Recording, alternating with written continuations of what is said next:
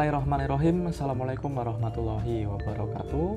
Pada video kali ini saya akan menjelaskan primal dan dual ya, yang merupakan submateri yang terakhir dari metode simplex dengan menggunakan Microsoft Office Excel. Nah, mungkin teman-teman bertanya misalkan ya, bentuk primal dan dual itu kayak gimana sih?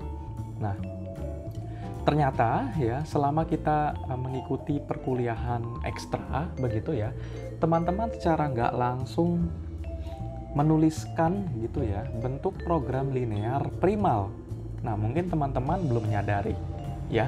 Nah, bentuk program linear primal ini merupakan penulisan aslinya ya, program linear yang secara langsung didefinisikan dari penulisan aslinya. Sebagai contoh, misalkan teman-teman mendapatkan sebuah soal cerita, kemudian diterjemahkan ke model matematika sehingga didapatkan kasus program linear. Nah, kasus program linear yang kalian tuliskan, nah, itu merupakan bentuk program linear primal ya, yang dituliskan pertama kali ya, atau penulisan aslinya.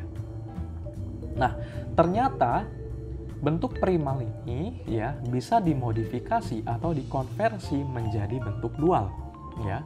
Nah, bentuk dual ini sangat bergantung dari bentuk primal dalam hal tipe kendala, keputusan, dan juga kondisi optimumnya. Nah, jadi bentuk dual dapat dikonversikan jika bentuk primalnya sudah diketahui. Nah, tetapi dalam praktiknya penggunaan bentuk dual ini tidak diharuskan atau sunnah lah ibaratnya begitu. Kenapa?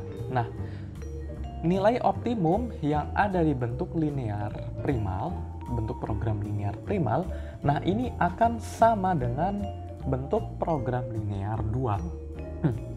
Ya, nilai optimum yang ada di primal akan sama dengan nilai optimum yang ada di dual. Nah, maka dari itu, jika teman-teman menyelesaikan simplex primal dan mendapatkan hasil seperti itu, ya sudah, kalian tidak perlu lagi mencari bentuk dualnya seperti apa. Ya, nanti nilai optimumnya akan sama begitu. Tetapi jika teman-teman kepo, ya monggo-monggo saja ya, dalam membuktikan nilai optimumnya apakah sama dengan yang ada di primal dan juga yang ada di bentuk dualnya, seperti itu. Nah, sekarang kita akan belajar bagaimana cara mengkonversikannya. Sangat mudah sekali teman-teman, ya sangatlah mudah. Karena kita menggunakan prinsip transpose matrix ya, di mana elemen yang ada di baris menjadi kolom, ya dirubah menjadi kolom. Elemen kolom menjadi baris seperti itu. Sebagai contoh di sini, bentuk primal yaitu memaksimumkan, otomatis bentuk dualnya menjadi meminimumkan. Jika bentuk primalnya yaitu disuruh meminimumkan, otomatis bentuk dualnya menjadi memaksimumkan. Begitu, ya. Nah, untuk penggunaan variabelnya usahakan berbeda begitu. Di bentuk primalnya di sini fungsi Z dan juga di dualnya yaitu fungsi W. Dengan variabelnya di bentuk primal yaitu ada X1, X2 dan juga X3. Variabel X ya. Di bentuk dualnya ya di sini menggunakan variabel Y ya. Y1, Y2 dan juga Y3 ya. Seperti di sini juga ini seharusnya Y ya, terdapat typo. Nanti akan saya perbaiki. Yang penting baik di primal dan juga dual ya. Nah, ini variabelnya itu usahakan berbeda. Misalkan di primal X begitu dan dualnya seharusnya menjadi Y. Begitu. Kemudian ya, untuk elemennya atau koefisiennya perhatikan yang baris 1 ini ya, yang baris 1 ini ada A11, A12 dan juga A13. Kita konversikan ke dual menjadi bentuk kolom. Kolom 1 menjadi A11, A12, A13.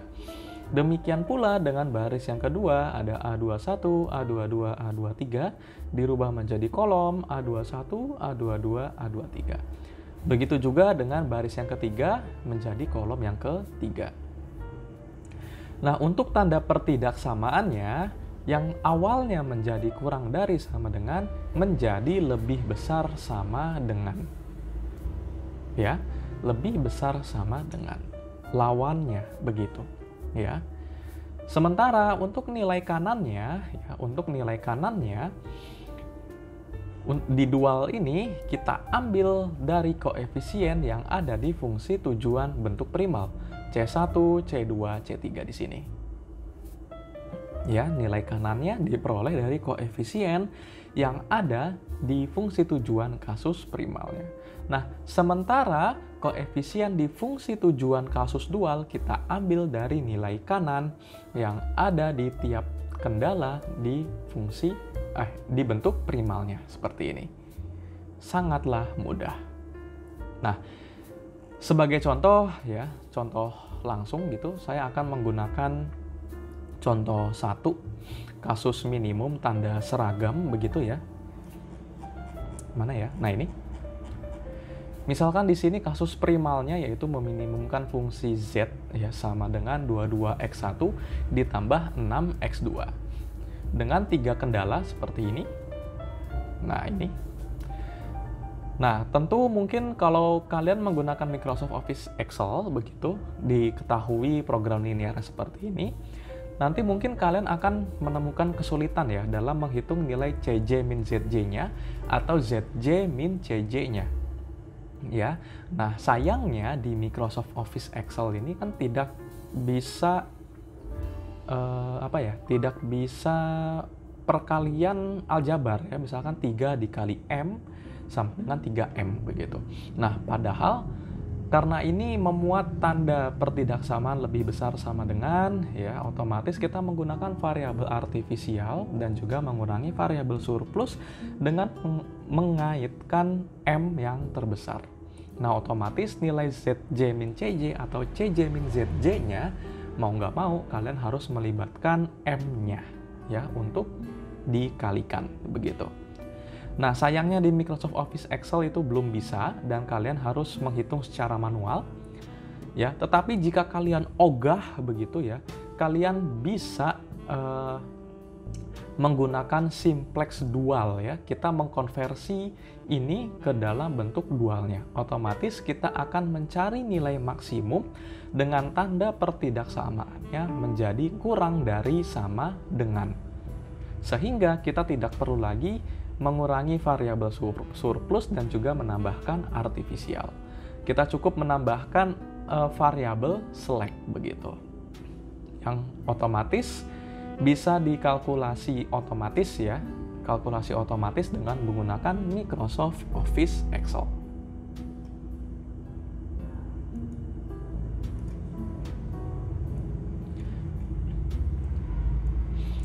Nah, di sini sudah saya tuliskan ke dalam Microsoft Office Excel begitu ya. Di sini ada bentuk primalnya dan juga bentuk dualnya yang akan kita cari. Ya, kita konversikan.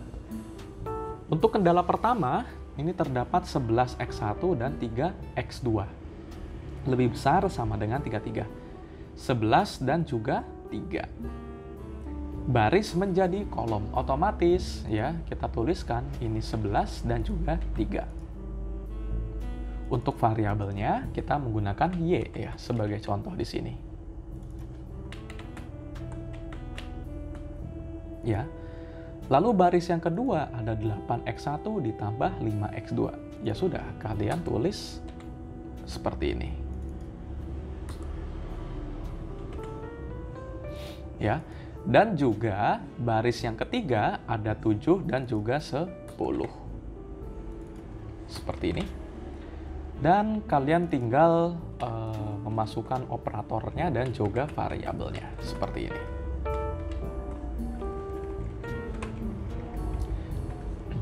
3Y1 ditambah 5Y2 ditambah 10Y3. Nah, untuk tanda pertidaksamaannya, karena ini lebih besar sama dengan, otomatis dibentuk dualnya menjadi kurang dari sama dengan. lawannya seperti itu ya.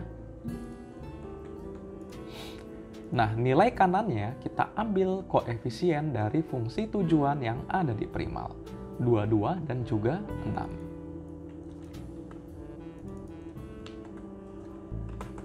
Nah, menjadi seperti ini. Lalu untuk fungsi tujuan yang ada di dual, kita cukup memasukkan nilai kanannya 33, 40, dan 70. Berarti ini 33Y1 ditambah 40Y2 ditambah 70Y3. Begini. Nah, ini adalah bentuk program linear dual yang baru saja kita konversikan dari bentuk primalnya. Nah, ternyata bentuknya seperti ini. Nah, sudah menjadi seperti ini, otomatis kita mencari nilai optimum, ya, nilai optimumnya berdasarkan bentuk dual ini dengan menggunakan metode simplex. Maka langkah yang pertama sudah jelas, kita akan mengubah bentuk dual ini menjadi bentuk kanoniknya, kanonik dual begitu ya, sehingga menjadi 11Y1 ditambah 8Y2 ditambah 7Y3. Nah, karena kita mengkonversikan dari bentuk pertidaksamaan kurang dari sama dengan menjadi bentuk sama dengan, mau nggak mau kita harus menambahkan variabel select.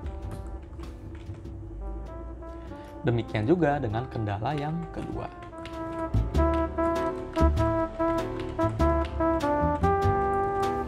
Lalu untuk fungsi tujuannya menjadi seperti ini.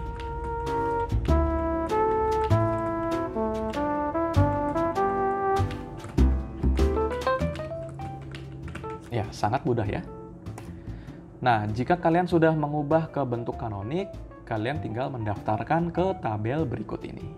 Ya, basisnya untuk fungsi tujuan berarti ini ada 33, ada 40, ada 70, ada 0 di sini.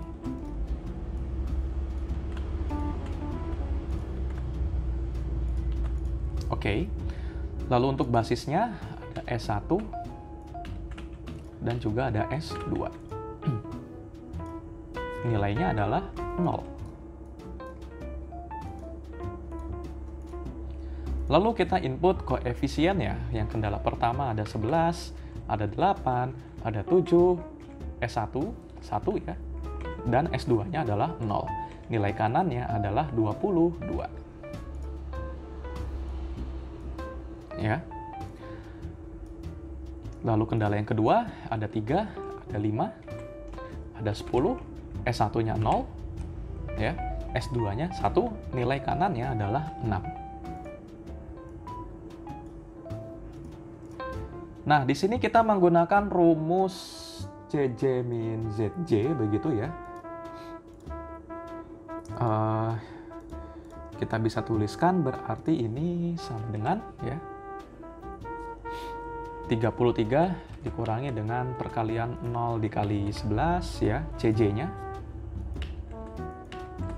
Ditambahkan dengan 0 dikalikan dengan jangan lupa absolutkan ya untuk kolom CJ-nya.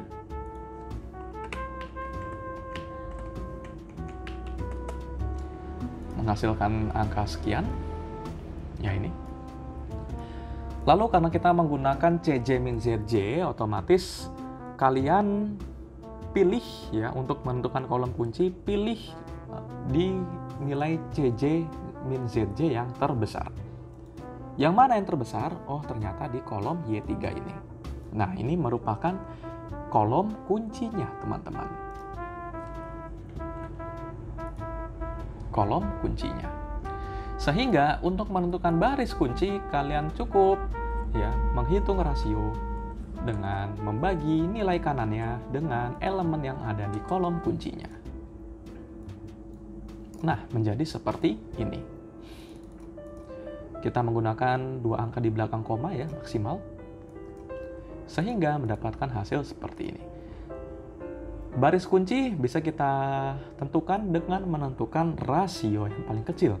Di sini rasionya adalah 0,6 ya, sehingga baris S2 di sini merupakan baris kunci. Nah ini. Nah, pertemuan baris kunci dan kolom kunci selanjutnya kita sebut sebagai pivot ya.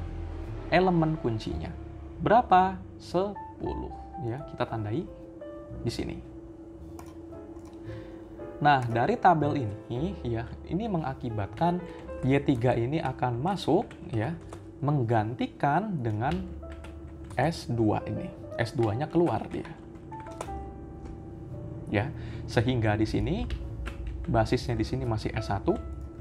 Nah, S2 ini keluar menggantikan dengan Y3. Nilainya adalah 70. Nah, begitu. Kemudian, ya, elemen kunci ini ya selanjutnya akan kita ubah menjadi angka 1 di iterasi selanjutnya. Caranya dengan membagi dengan 10.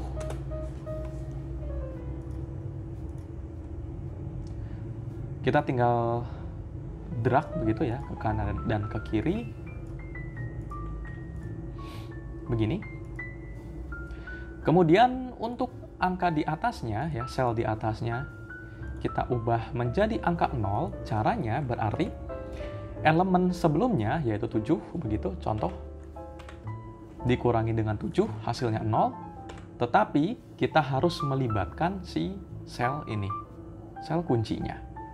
Sehingga elemen yang ada di iterasi sebelumnya dikurangi dengan 7 ya, dikalikan dengan sel kuncinya ini. Hasilnya adalah 0.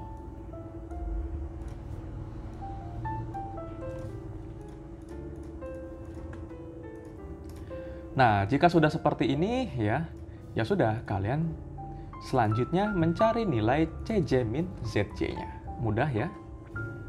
Berarti ini dikurangi dengan 0 dikali 8,9 ditambah 70 dikali dengan 0,3. Jangan lupa kolom CJ-nya ini kita absolutkan dengan menambahkan dolar di depan kolom dan juga barisnya.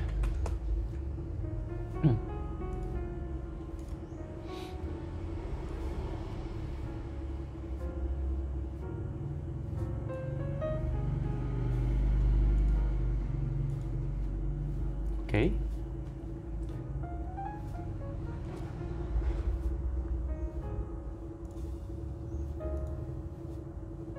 Sebentar. Oh, ini ada kesalahan ya. Ini bukan I12. Nah, ini yang benar. Oke.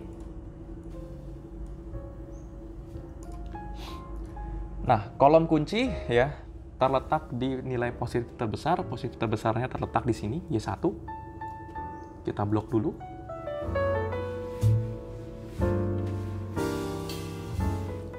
Lalu untuk menentukan baris kunci, kita pertama kali harus menentukan rasionya.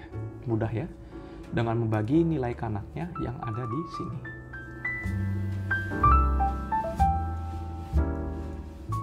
Nah, ternyata rasionya sama-sama 2. Kita pilih yang mana nih?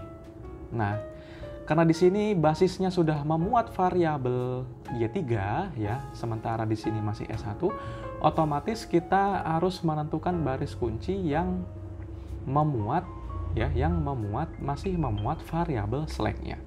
Ya. Karena Y3 ini dia sudah terbentuk variabel yang aslinya, Y3.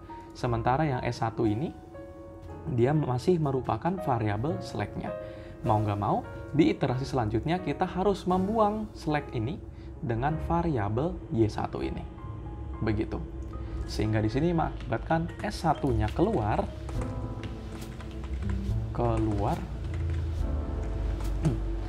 dan Y1-nya menjadi masuk. Variabel masuk, menggantikan S1-nya. Seperti ini. Sehingga dapat ditemukan elemen kuncinya yaitu 8,9 di sini.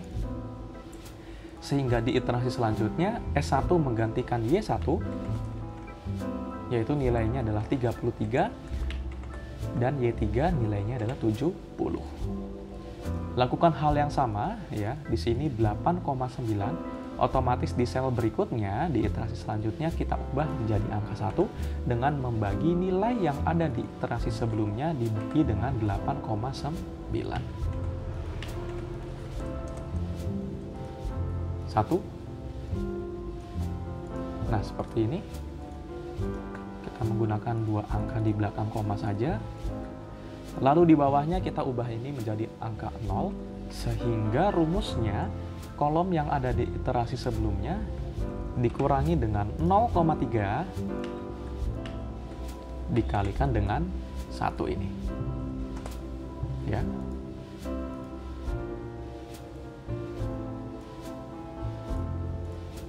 Didapatkan hasil yang sekian. Kemudian kita menghitung nilai CJ min ZJ, ya, mudah ya. Ini dikurangi dengan 33 dikali 1 ditambah 70 dikali dengan 0. Jangan lupa kolom CJ-nya kita absolutkan.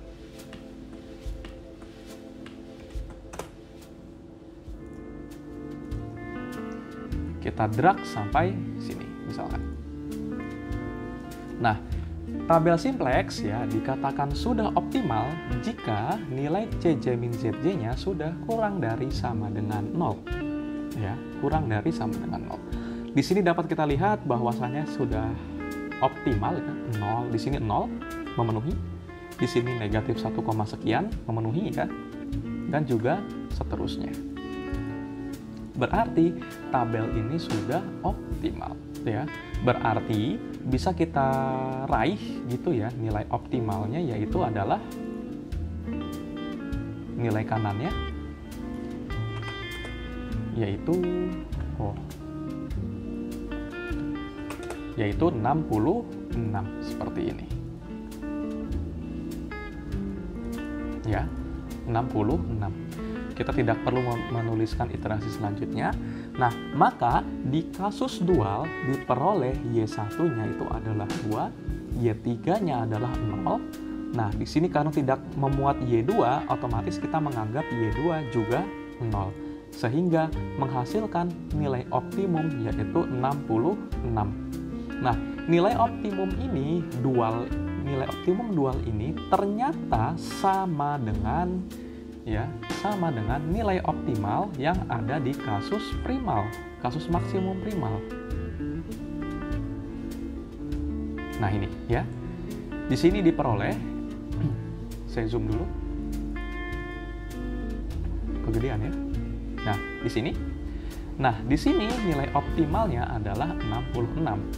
Didapat nilai X1-nya sekian, 1,34, lalu X2-nya 6,05 ini. Nah, di sini nilai optimumnya baik di primal ataupun dual sudah sama. Meskipun nilai X1-nya ini tidak sama dengan nilai Y1-nya dan juga nilai X2-nya, seperti itu, nilai variabelnya. Tetapi nilai optimumnya sama, 66. Nah, inilah yang mengakibatkan bahwasannya nilai atau menghitung simplex di dual itu ya, ini tidak diharuskan karena di primalnya ya ini ternyata sudah pastilah begitu. Sehingga didapat dualnya ternyata sama seperti ini. Ya. Nah, untuk penyelesaian metode simplex primal ya dengan contoh yang sama begini.